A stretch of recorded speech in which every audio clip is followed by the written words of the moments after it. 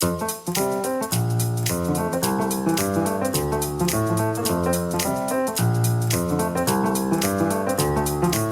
and welcome to the Book Club Review. I'm Laura. I'm Kate. And this is the podcast about book clubs and the books that get you talking. Every episode, we sit down to chat about the book read most recently by one of our book clubs. What did we make of it? Did it spark debate? And whether we loved it or loathed it, the big question is always, was it a great book club book? Today, we're talking about Dr. Fischer of Geneva, a novella by British literary heavyweight Graham Greene that was my last book club book. It's a short, dramatic story that reads like a fable or morality tale, but did it mean anything to a bunch of 30-something Londoners? Keep listening to find out. For our regular book club interview, we'll be hearing from Phil Chaffee, who joined us on our last episode to discuss Call Me By Your Name. He'll be telling us about his intellectually heavy-hitting book club, which keeps him and his friends thinking. A lot of book clubs, like the book is a swimming pool, and you dive into the swimming pool and you sort of explore the whole thing. Whereas for us, the way I view it, the book is sort of just the diving boards. You're going off and just sort of free associating and going crazy. And we round all that off with some recommendations you might like to try for your next book club read.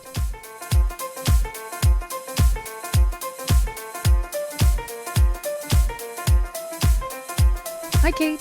Hi, Laura. It's a very chilly night here in the shed. Did you notice as you came through the dark garden that there are flowering bulbs? Really? This is an enormous achievement. Wow. Every year, I'm one of those people who every year, very much like actually that character in E.M. Delafield's A Provincial Lady, who's always trying to get her bulbs to flower and never quite manages. I'm the same every year. I'm like, oh, it's bulb planting time, and I get all excited about planting them. That is exactly the reference I was thinking of. As anyone says bulbs, and I think of E.M. Delafield. So in November, was it? My mum came up to town and marched me to the garden centre, and we came back with bulbs, and then she sort of stood over me while we planted them. You know, you just push them into the soil. It's not hard. And now, very pleasingly, there's this beautiful little pot full of white narcissus. But I mentioned the bulbs just to let people know that it's early February. And it's dark and it's cold. It's so cold. It's still very much winter. It is very dark. It is very cold. And that sort of chilliness translates quite nicely to Dr. Fischer of Geneva and the Bomb Party, which is set in a Swiss winter. That's right. Well, so this is a sort of leftover book from our Christmas book club. Every Christmas we do a sort of little Christmas Secret Santa thing. Each member of the book club brings a book with them, wrapped, and they all go into a sack. And it can be anything, new or secondhand. The only rule is that it has to be something people think is worthwhile or that meant something to them when they read it and they want to share with another member of the group. And then we go around one by one and you choose one from the sack and then you open it. And then things get slightly more interesting because once you've opened it, you have the opportunity to either keep it or steal someone else's, and then you get theirs and they get yours. And Natalie had put this Graham Greene story in. She thought it was quite different from his other more character-driven novels, and she actually thought that it might lead to a good discussion because it's got this sort of quite moralistic angle, which she thought might provoke some interesting conversation and ideas. And so we ended up reading it. And it's quite slight. It's about 140 pages, small format. I've got a Penguin Classic here. So it's a quick read. I think I read it in a day or two. You could easily read it in one sitting though, couldn't you? Yeah, I think I read it in one sitting. The story follows a man called Alfred Jones, who works as a translator for a Swiss chocolate company. And he's a widower. And he meets a much younger woman, Anna Louise. And they fall in love and they decide to get married. However, Jones discovers that she has a father, Dr. Fischer, who is a very strange and difficult individual and also a very, very wealthy man. And so the father, Dr. Fischer, invites Jones to attend a series of excruciating dinners he holds in which Fischer's sycophantic group of friends compete to win lavish presents, debasing themselves in the process. And Dr. Fischer is famous for these parties, isn't he? Rumours sort of sneak out. Initially you think it might be debauchery, but it's not that. It's just a very peculiar form of humiliation that he inflicts upon his wealthy peers. And Anna Louise calls these so-called friends of Fischer's, she calls them the toads. So you know from the very beginning that it's, they're not going to be nice people. I'm rather surprised that this book had such an impact on Natalie. How did everyone else in the book club feel? Well, I think perhaps Natalie's read quite a bit of Graham Greene, and a few people in the book club also had read things by him. And actually, I was very much on the back foot. I think Graham Greene is one of those novelists where I sort of feel like I know his work. But then actually, when it comes down to it, I've never read any Graham Greene. I don't know anything about him. I'm exactly the same. I feel certain that I have read The Quiet American, but I haven't. I'm pretty sure I've seen a film. Well, exactly. With Brendan Fraser? And Maybe. so he was a contemporary of Ian Fleming. He actually died relatively recently. So I think he's actually more contemporary than we realise. He was very successful at managing to straddle this kind of tightrope between writing literary fiction that was very well thought of by the sort of literary establishment and popular fiction, which then went on to be made into films. It was his screenplay that became The Third Man. Even now, as you say, The Quiet American was not so long ago that film came out. Mm-hmm. And Brighton Rock. Do you want to read a bit to give us a feel for his language? I was going to read a bit from the first dinner party. And so they all sit down at dinner and Dr. Fischer proposes a toast. To Monsieur Grosselli. He only attended 2 of our dinners before dying of cancer, so I had no time to study his character. If I had known of the cancer, I would never have invited him to join us. I expect my guests to entertain me for a much longer time. Ah, here is your dinner, so I can now begin my own. Mrs. Montgomery gave a high shriek. Why, this is porridge! Cold porridge! Real Scotch porridge! You should appreciate it, with your Scotch name. Dr. Fischer gave himself a helping of caviar and poured himself out a glass of vodka. It will destroy all our appetite, Dean said. Don't be afraid of that. There is nothing to follow. This is going too far, Dr. Fischer, Mrs. Montgomery said. Cold porridge? Why, it's totally inedible. Don't eat it, then. Don't eat it, Mrs. Montgomery. By the rules, you will only lose your little present. To my astonishment, I saw that the divisionaire and Richard Dean had begun to eat, and Mr. Kipps had at least picked up his spoon. If we could have a little sugar, Belmont said, it might perhaps help. So you sort of get some of the characters there, these awful people who go to these dinners, and instead of the lavish meal that they're expecting, he serves them up with these plates of cold porridge. But of course, they're sort of expecting a lavish meal, but they always know that there's going to be some sort of test. That's right. And that in the past, he had served up live lobsters next to boiling water. And Yes. They had to pick their own lobsters and put them in the boiling water. And Dr. Fischer kind of puts together these parties and draws together the toads purely as an exercise in kind of testing their greed, because they are all wealthy individuals. Yes, and then the presents are extremely lavish. Yeah, no, it's peculiar. On the back of my copy, it says that this is supposed to be a study and a portrait of extreme wealth. And maybe that comes back to what you were saying earlier about it being a sort of a fable of sorts. It's quite a strange little novella. It's like a short story that just kind of ran away with itself. I finished it 2 days ago and I had to go back this morning to kind of remind myself of what happened. I don't know. I love his writing style, but there's something about it that just kind of drifts away. I don't know. It doesn't stick with you. He doesn't really paint pictures. It's interesting, actually, on the back of this edition of yours, which I absolutely love, this sort of very 80s Hemingway copy. It says on the back, notorious toothpaste millionaire, because that's how Dr. Fischer has made his money, decides to hold his own deadly version of the Book of Revelations. That was quite interesting, because I hadn't seen that on my edition that I'd read, and that didn't come up in the book club discussion, which was mostly actually about, what was this about? We were... Do you know the Book of A Revelation? bit bewildered. Not enough to be able to draw any parallels with what I read. I did have the sense that there was a level to this story that had to do with evil. Yeah. And Dr. Fischer is regularly described as the devil. And there's a great discussion around the difference between despising someone versus hating someone. And Graham Greene converted to Roman Catholicism. So I thought perhaps that for him, there really was this religious tract that he was trying to explore. Unfortunately, I'm just not that familiar with the subtleties of Catholicism. No, and so it's tricky because I think this is, again, it's a book that he wrote at the very end of his life.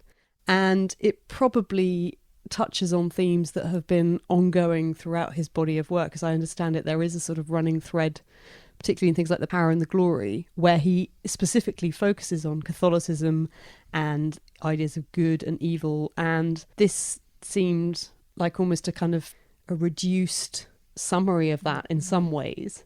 But it sort of left us cold. We didn't care enough about the characters to really appreciate the things that happened to them. And if there was some kind of moral lesson contained within it, we couldn't see it. As Amanda said, it felt like a book that had been written with intent, but we weren't able to decode what that intent was.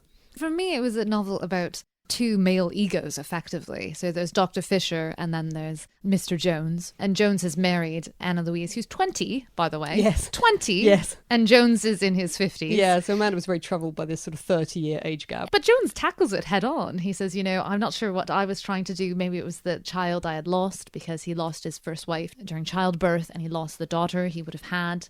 So he says, maybe I was trying to have a daughter of my own. Maybe Anna Louise was trying to have a proper father figure. It's addressed head on. So I didn't think that the author didn't kind of wrap it up and explain it. But you're right, it's just a bit weird. And then Jones, Mr. Jones, he almost protests too much. He's always like, I just couldn't possibly go to Dr. Fisher's party. But as soon as Dr. Fisher invites him, he goes. And then he says he'll never go again. But of course, tragedy strikes and he goes back. Now, he's really just a foil to comment on what the other players, the Toads, are doing. Yeah. That said, I didn't think that eating this cold Scottish porridge didn't seem that debasing to me. And this was another issue. I mean, Andy grumbled that, he just said his evil, Dr. Fisher's evil, wasn't really that evil. And I think kind of funny. It felt like the stakes weren't really as high as the author perhaps intended them to be. And it felt a little bit like possibly this was just a sort of thing, with changing times, we're perhaps, I don't know, a lot less shockable now than people were then. I don't know. It's hard to know. It led to a conversation about whether Greene's books will stand the test of time. But I thought, going back to the relationship with Anna Louise, I actually thought that was very tender and quite beautifully written. And I did actually find that quite affecting, that portrait of that relationship. Not everyone agreed, but I wasn't the only person who... I think I would agree, because as I say, the author seems quite embarrassed about their age difference. Yeah. But Anna Louise says, who are we to care? We can be each other's everything, because she wants to leave her unhappy childhood and family life behind. The thing, too, is that Dr. Fisher's evil is explained. It's given enough of a backstory that he felt betrayed by his wife, who had this love of classical music and would listen to it with a male friend, but behind Dr. Fisher's back. And of course, he felt utterly betrayed by this, even though there was actually no romantic relationship there. So that story kind of adds a context to everything that happens. Again, therefore, he just doesn't seem that bad. He just seems like a crotchety old man, and he's got these sycophants who are hanging on to him and doing silly things.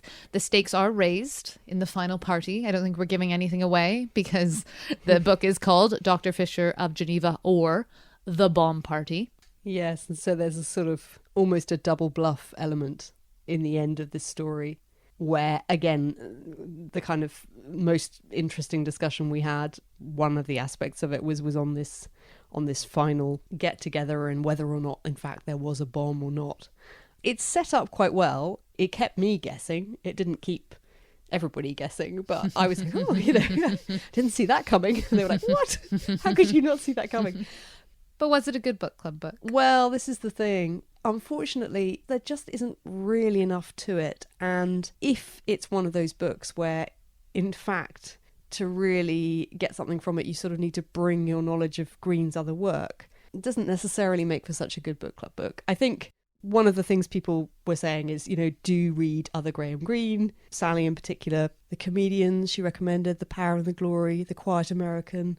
And she also said his non-fiction work, Journeys Without Maps, was very good. And I think, for a lot of people, maybe of my age, Brighton Rock's the obvious one, because that was on the school syllabus, but actually I didn't do it. And it's almost like if you didn't encounter Greene in school, you might not necessarily go along to try him out. And I think that's definitely true of me. So, I'm pleased that I've read something by him, but I think if you're going to read him for that reason, then read one of the other ones. It didn't make for a great book club book. I can definitely see that. I have to say, though, I was hooked from the first sentence? So maybe just to end on a note of praise for Graham Greene. We did talk about how they're very, he was good at plot, he was good at narrative. And I mean, his body of work kind of speaks to that. All these books that were made into films, they're very readable. He was very good at that. And I think actually this is great for that. So yes, it's not that there's nothing good to be said about it. It's just, I think, to be really honest and slightly brutal, it didn't make for a particularly good book club book. So not a great book club book, but a great, easy introduction to Graham Greene that will keep you wanting to read more.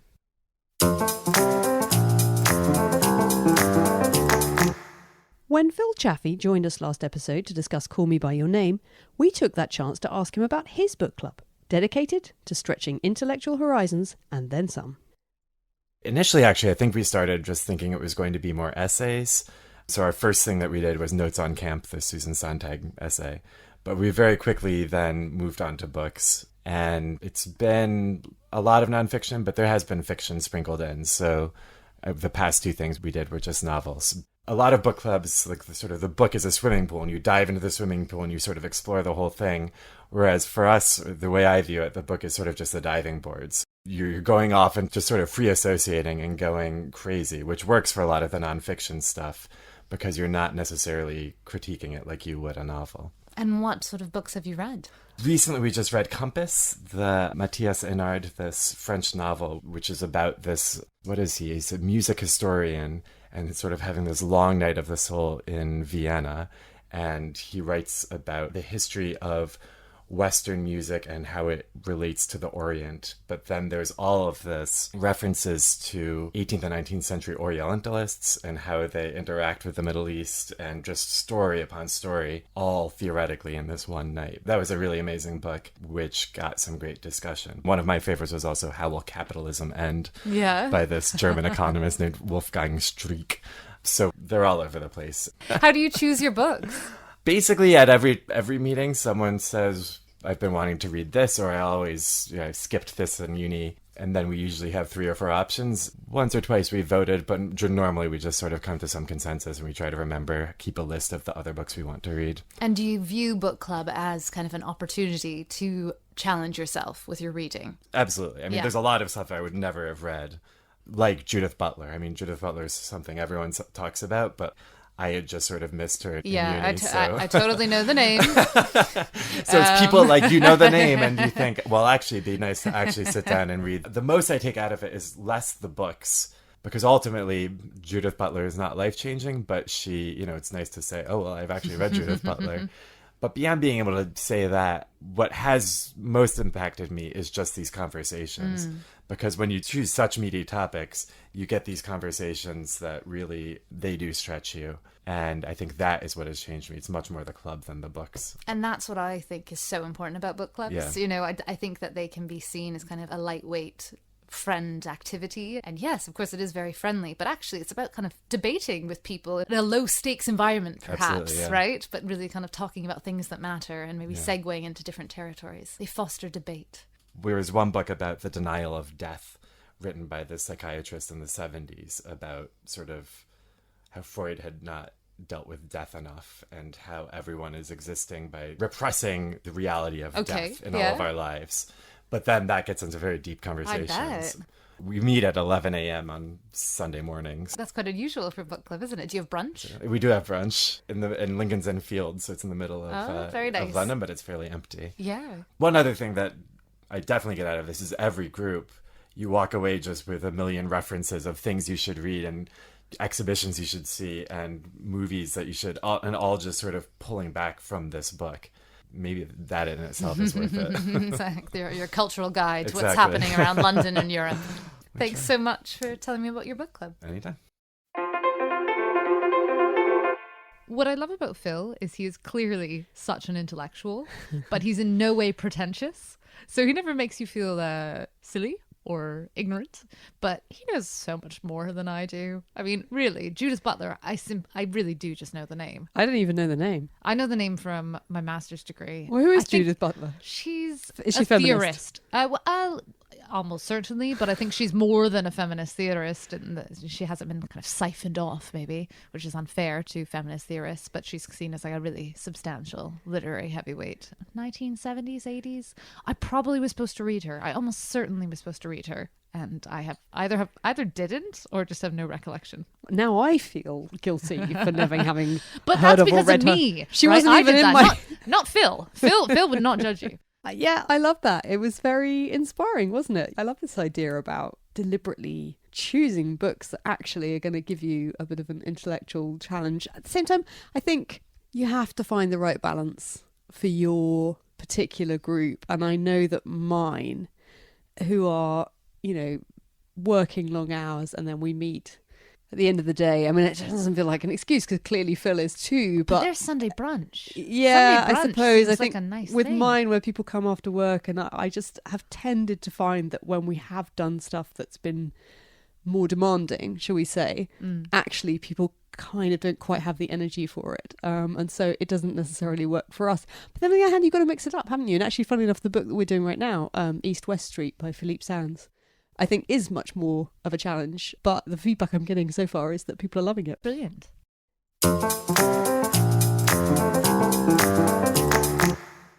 Inspired by Dr. Fischer of Geneva, here are some more recommendations for your next book club read. I wanted to recommend A Farewell to Arms by Ernest Hemingway. I think it's a really good fit with Graham Greene's Dr. Fischer of Geneva, partially because of their writing style. I think in many ways Graham Greene is the British Ernest Hemingway. Maybe that's a stretch, but they both write in this kind of strong, crisp, masculine prose. They tend to focus on male characters and maybe some, male ego trips a little bit. I also think that their treatment of women is quite controversial in both books. There's deaths that happen purely to keep the plot moving and yet feel a little bit problematic when you read them kind of from a 21st century mindset. So I think there's lots to discuss. It's about an American who's an ambulance driver on the Italian front in World War I. And when he's injured, he meets a British nurse and they develop a passionate relationship. I haven't read that one. You're making me want to read it. Ernest Hemingway is really good. His writing is quite troublesome and problematic, but still just so good that you want to keep reading. And there's a lot to discuss. I'm going to recommend Babette's Feast by Isak Dinesen, who also wrote under the name of Karen Blixen. Like Green, her novels went on to be made into successful films, most notably Out of Africa, and if you've never read that, then I can't recommend it highly enough. But back to food. No cold porridge or live lobsters here, although there is a starring appearance from a turtle. Babette is a refugee from revolutionary Paris who arrives in a tiny Norwegian town and is given shelter and employment as a housekeeper by two gentle and pious sisters, Martina and Philippa. Before long, Babette manages to convince them to try something other than boiled codfish and ale bread. The central focus of this novel is the grand dinner party Babette prepares for these simple villagers who have never known gourmet cuisine. Like Green, Dinesen is also interested in questions of morality, of faith and human experience, but I picked this mainly because it's a beautifully written and beguiling evocation of the transformative power of a good meal. Babette is the antidote to Dr. Fischer. And continuing our recommendations, I spoke to friend of the book club, Philip Watson, about what makes reading Graham Greene worthwhile. But first, don't you just hate it when the person who recommended the book doesn't actually show up to your meeting?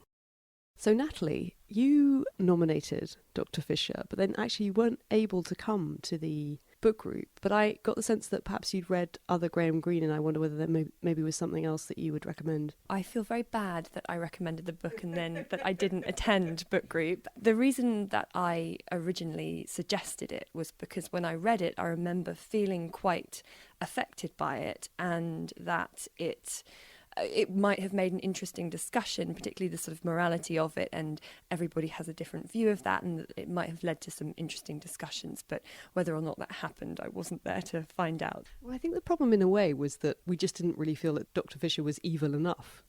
No, and I think that leads on neatly to my recommendation, which would be Brighton Rock. And I think that while Dr. Fischer of Geneva was obviously a novella, it didn't develop the characters. So you didn't get enough to really feel that passionate about anybody particularly. And I think Brighton Rock really does give you that passion in the characters. It's a very polarised view of good and evil, but also looks at right and wrong as separate from good and evil, and the religious side of things being the good and evil, and then the secular character of Ida Arnold, who really looks at what good is and what justice is, separate from any religious preconceptions.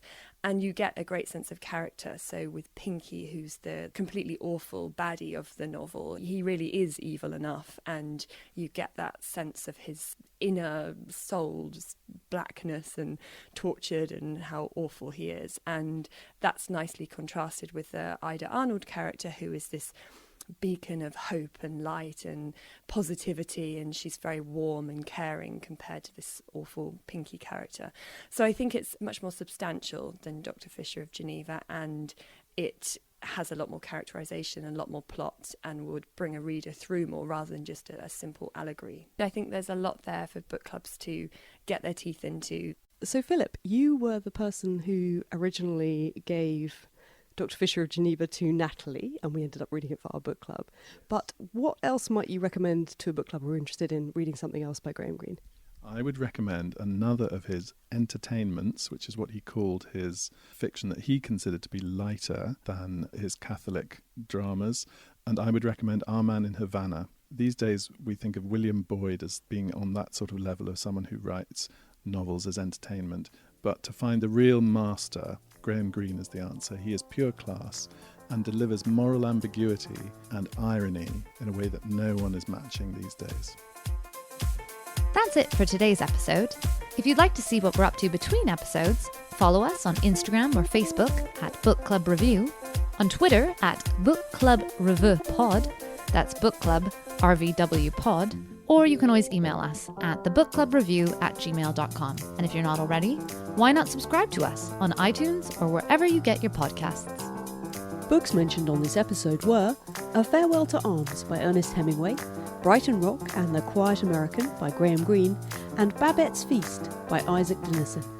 And do keep listening for our extra bit at the end, where we discuss Ursula Le Guin's Earthsea Quartet, Station 11 by Emily St. John Mandel, Homegoing by Yaa Gyasi, and Lullaby by Leïla Slimani. On our next episode, we'll be discussing Swing Time by Zadie Smith, which is Laura's next book club choice. But for now, thanks for listening and happy reading.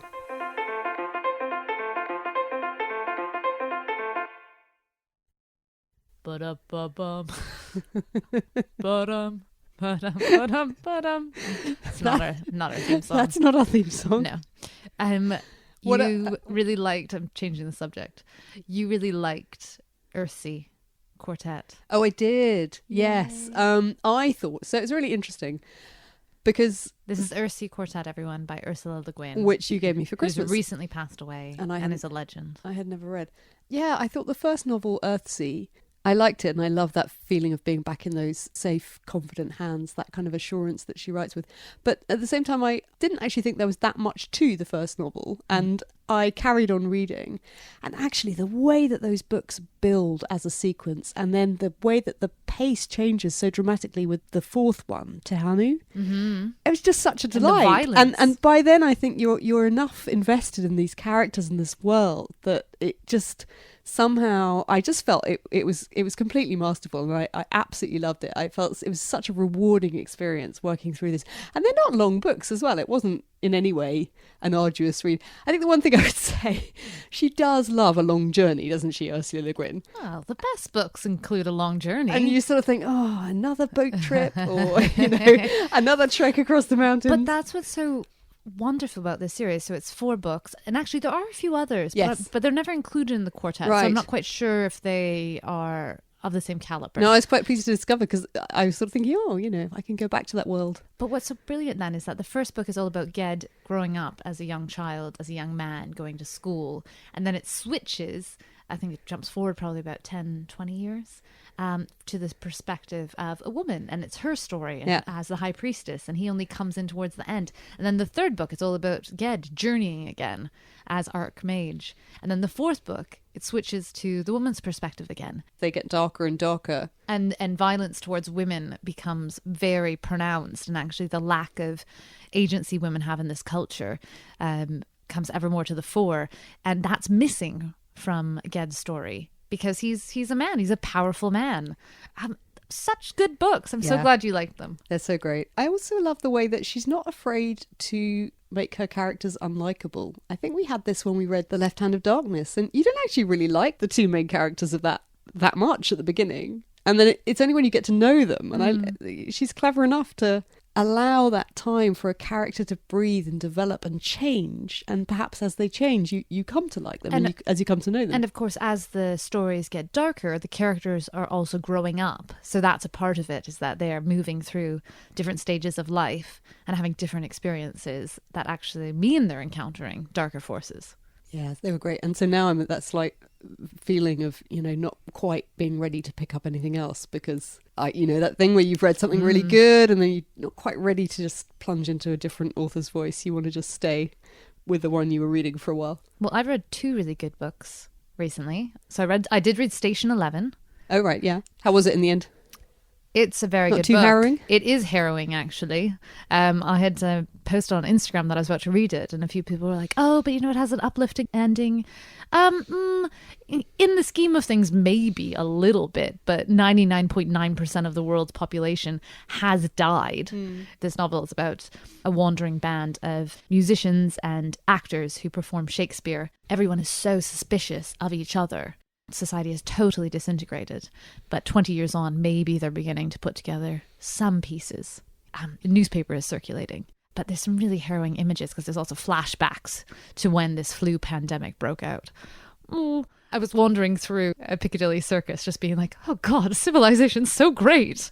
Because she's very good at explaining how things would break down and how we rely on all these interconnected systems to keep society running as we know it. Yeah. And if you lose almost all of the world's population, I don't even know what the percentage would be. In this case, it is like 99.9%. You just go back to pre-civilization, and everyone has to learn how to farm again and defend forts. Yeah, because it's that thing where it's like the Hitchhiker's Guide thing where Arthur Dent gets sent back to the Stone Age and he realizes that he doesn't know how to make electricity. Exactly. He couldn't make a pencil. The only thing he knows how to do is make sandwiches. So he teaches them how to do that. So a really good book. I think it would make a really good book club book, but harrowing, and I keep thinking about it. Certain images that she tells you pop up in her head. I then moved on to Homegoing. Was it good? It is so good. I haven't quite finished, but it's so good. And I don't really like short stories. And in a sense, that's what this novel is. It's a series of stories capturing one moment in the life of a descendant of these two women who were sisters in 18th century Gold Coast Africa. And one was sold into slavery, so her descendants are growing up in America, and the other remained part of the Asante tribe. It's fantastic. It's so good. And actually, I was thinking about how ludicrous it is that it wasn't nominated for more awards and that it didn't do better than the Underground Railroad. We talked about that in a previous episode. Yeah, Pulitzer winning. That bloody book got so much hype. And Homegoing is so much better. And Homegoing has a beautiful cover, but very much a kind of gendered chick-litty cover. And I think that can do such a disservice to excellent literary fiction if it gets pigeonholed in that way. I think Homegoing is way better than the Underground Railroad. I'm intrigued to read it. You might have to lend it to me. Yes, I will. I borrowed it from Caitlin in my book club, but I'm sure she wouldn't begrudge me passing it on. I also read Lullaby by Leïla Slimani, which is very much the hot book. It is the hot book. It has a line on the front cover. Do you have the book itself, or are you reading it on Kindle? I read it on the Kindle, but I mean, it's the first line of the book, I think. Oh, is it? Okay. Is it the baby was dead? The baby was dead. Yeah. Yeah, which actually, it's incredibly shocking, but at the same time, it refers back to, I think, The Stranger, Camus, which starts with Mother has died. Okay. Or is it Mother is dead? Oh, you think, I'm trying to read this book in French, so it hasn't stayed right. Maman est mort. But so I think it's referring back to that, and actually it's written in this very sparse way, but I just thought it was amazing. I thought it was, and it was quite tough for me to read. You know, I've got small children, and we even have a French nanny, so we love very dearly. But you know, very, very, very, very interesting ideas that struck very close to home, and I loved the way it was so thought provoking and nuanced, and I thought she preserved this balance between evoking empathy for these characters and the situation that they're in, and at the same time allowing you to feel a certain detachment so that you were able to kind of stand back from the ultimate events you know are going to take place. I don't think I'm going to read it. No, it was so good though. That's the thing. I had to steel myself to read it. And then afterwards I was so glad that I had, because it's just so good. And I think that's the thing. In the hands of a lesser writer, it perhaps wouldn't have been successful, and I think that would be really difficult, because it's such a troubling subject of a nanny who kills the children who are in her charge, and you can't write about that lightly. And I was just so impressed with the quality of the writing and the kind of ambition of what she was trying to do, and I thought it was really worthwhile. I mean, I think it would be, you'd have to pick and choose very carefully if you were considering it for a book club book, but in terms of almost like the ingredients of what makes for a really good book club book, great writing, great ideas, full of just contemporary resonant issues that we're kind of struggling with in lots of ways, to do with class and equality and the haves and the have-nots, and how we parent our children, and how women can manage to juggle their working lives with their roles as mothers. It was all in there, and it was so good, but very difficult subject. If I were to read that, would you read Station 11? Because it is equally good. I've already kind of read Station 11. Yeah, I mean, I've really dipped in and out of it, which I did because Do you own it? I was told it was good. I think I have it on the Kindle. Okay. But like I said, viruses are my particular kind of On no nighttime on worry. no scientific basis. I feel sure this is the way it's going to go. On no scientific basis, without having consulted anyone who would know about such things, I've decided that actually the spread of the flu virus in Station 11 is implausible, and even if it were that deathly, would not travel around the world quite so quickly. And that is how I've decided to, in my brain, that's just, I'm like, well, nope, it wouldn't happen like that, so it's okay. At a very impressionable age, I read an awful novel called Empty World, in which a virus sweeps around the globe, and there's only like sort of 6 people who survive, one of whom is the sort of main character in this book. And I remember turning the pages absolutely round-eyed, you know, in that way that when you're a child you'll read anything, you're not kind of selective. You know, if you discover reading, you just read everything that comes away. And I really just, I'm haunted by it to this day. So yeah, it would be a bit difficult. I can be reassuring about Lullaby. You know, I read it. I was anxious about how it would make me feel. Actually, afterwards, I just felt pleased to have read such a good novel, such a good piece of work.